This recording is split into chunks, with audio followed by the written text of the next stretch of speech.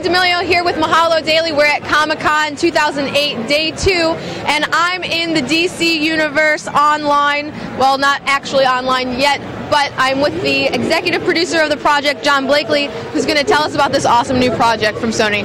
Hey, how you doing? We want to talk a little bit about DC Universe Online. It's the first time where you actually get to create your own custom superhero or supervillain and step into the world of the DC Universe. For the first time, you can fight alongside or against your favorite superheroes and villains in this world, visualized by legendary comic book artist Jim Lee.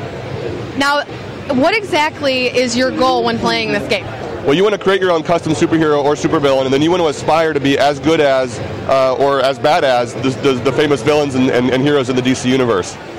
How many people do you expect are going to get online and create these custom superheroes or supervillains? Hundreds of thousands and millions of people. I mean, we already have games that have that many players in those, and we're going to continue to grow that.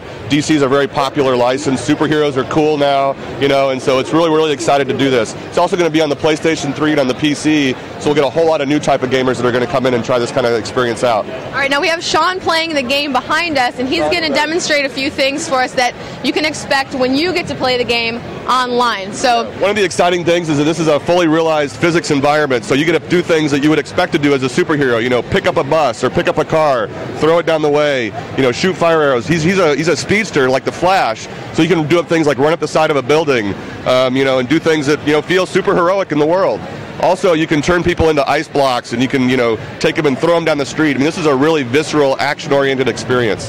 How difficult is it going to be to actually get to the level of, say, you know, Superman or Wonder Woman? Well, they're really tough, so they are going to be tough, and it's going to be tough to do that. But what's really important is player skill is involved as much as what you have and what abilities you have. So, you know, going in there and playing it and being good at it, the best players will rise to the top.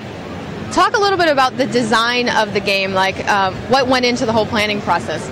Well, we worked really closely with DC and wanted to make sure that we delivered on the license. One of the things that's important with the licensed game is whatever you expect to be in your mind, in your mind's eye, we want to be sure to deliver that. And so we worked closely with Jim Lee and the creators at Wildstorm, who are comic book creators, who create these visions and these characters and these stories and these worlds, and we wanted to make sure to kind of communicate that through our medium, which is online games.